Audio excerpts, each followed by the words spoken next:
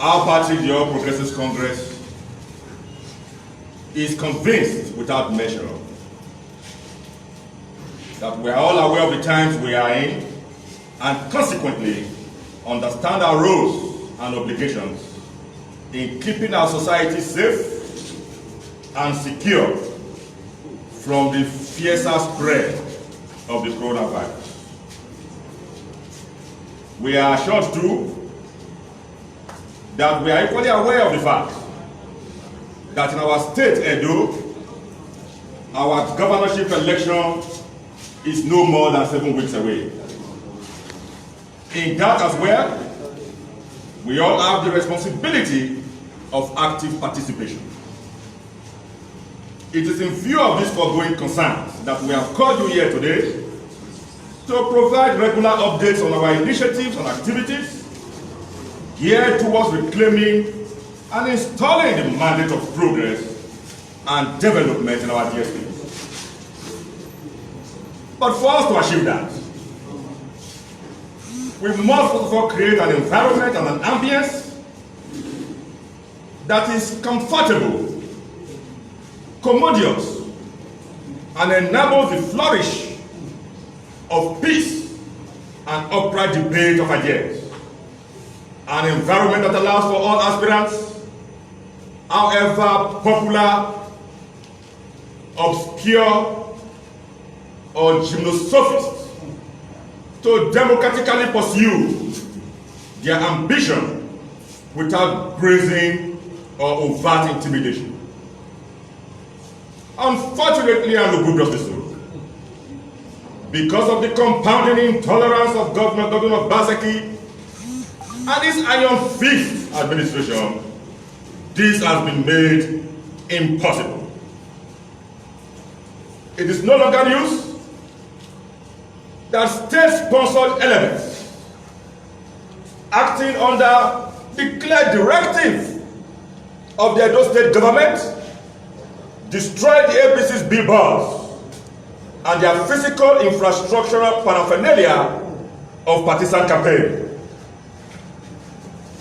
That ignoble and deprecable act of infamy was roundly and viscerally deprecated by our people at home and in the diaspora, who are rightly and historically opposed to illegality, intolerance, and the oppressive dictatorship that the Edo State government daily displays with impunity to a point of ad nauseam. One may think that the loud democratic outcry from our people will force the governor and his cronies to rethink their actions and strategies and embrace political sanity. Instead, the Edo State government has doubled down on these illegalities, revealing itself to be insensitive to the yearnings of the people and non-committal to a peaceful, rancor-free election. Only yesterday, Saturday the 25th of July, the governor's army of thugs and cultists descended on protesters at the entrance of the palace of our great king, the Oba of Benin, and other parts of the Benin metropolis, sending many to the hospital with gunshot wounds because they dared to express their rejection, we were made to understand, of the outgoing governor who, instead of fixing the humongous problems bedeviling the state, such as the payment of old salaries and fixing the state's challenging ecological issues inter alia, rather chose to invite tax collectors to the state to further the bacchanalian feast on the state's treasury. We are shocked, benumbed, perplexed, flabbergasted and overwhelmed that after the palace incident, APC supporters and our party members wearing Pastor Osage Izeyamu's caps and t-shirts were physically assaulted in the streets of Benin. And we have those willing to testify to this brazen act of unprovoked street assault. One comrade, Eyose Ayeki, was one of such APC supporters that PDP goons coming from the South of Stadium to the government house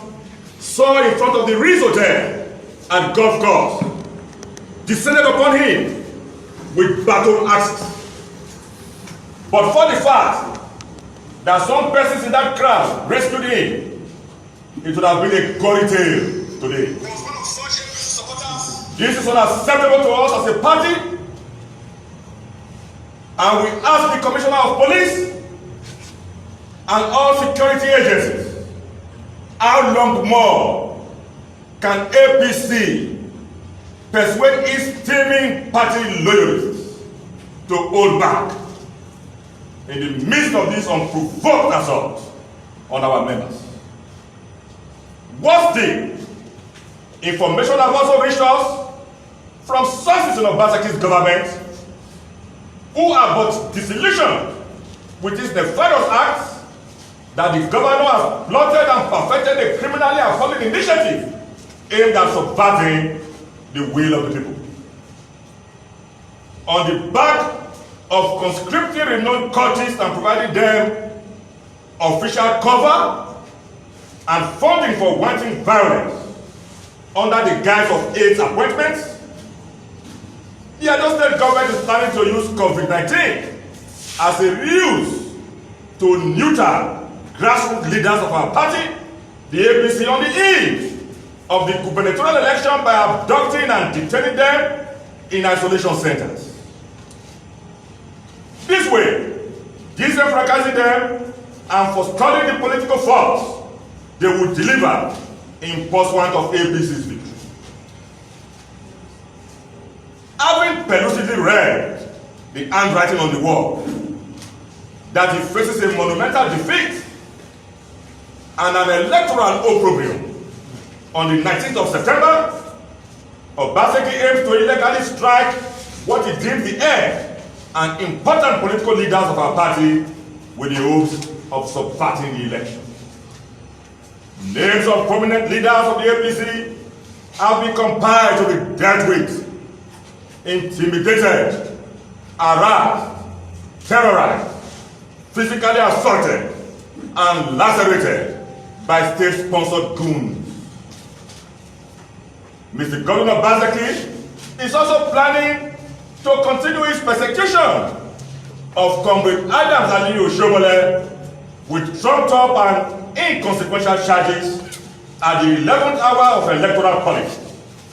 Obaseki's simple plan is to arraign Oshomole for a probe that has been revealed as nothing but a targeted political wish hunt and vendetta, and thereby denying bail on the eve of election to paralyze and quarantine the moving political armada that is APC. We have also been reliably apprised of the fact that a top security aide of the governor has been frenziedly coordinating different meetings with thugs, cultists, and other agents of state, like the discredited politically Wabaisiga, a pseudo-state police which he has weaponized as a tool of oppression to devise various demonic plans to ransack the homes of our party members and leaders with the view of destroying their properties and planting incriminating items that will serve as a basis for unjust harassment and illegal detainment. These people, emboldened and funded by our state resources, are also plotting to set fire on the farm of Captain Osa West Okumbo because the government believes he is entitled to his support and will see to the destruction of his businesses and reputation if he won't offer this support. Are we now operating jackboot democracy? Are we now operating democracy feared amiss by force of arms, that is. These anomalies and acts of desperadoism that borders on the political scandalum magnatum are direct affronts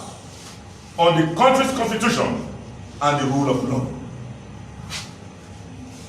We have invited you here, gentlemen of the press, as the writers and curators of the first draft of history, to give you a clairvoyant glimpse into the Machiavellian and Mephistophelian plans of the outgoing Governor Obaseki, investing our hopes and trust in the power of the media to bring this year's secret knowledge to the awareness of the general public. In entering the Fourth Republic, when we left our checkered past behind, adopting a constitution characterized by fairness, equity, justice, and the rule of law, we had in mind that the dream of one Nigeria is not greater than the dream of another, no matter the political office he or she occupies. We worked hard to ensure that our politics, like all politics, despite marked by fiercely contending ambitions, would never sink again into the despicable levels that we may have sunk into in the past. Our plan, our plea this morning to INEC, the police, and other relevant stakeholders, including the media, who is the policeman of our state and the Nigerian society, is to request Mr. Governor to allow the rule of law and a level democratic playing field to hold supreme between now and the end, and even after the Edo governorship elections. This is not too much to request of a sitting governor, is it? I thank you all for coming.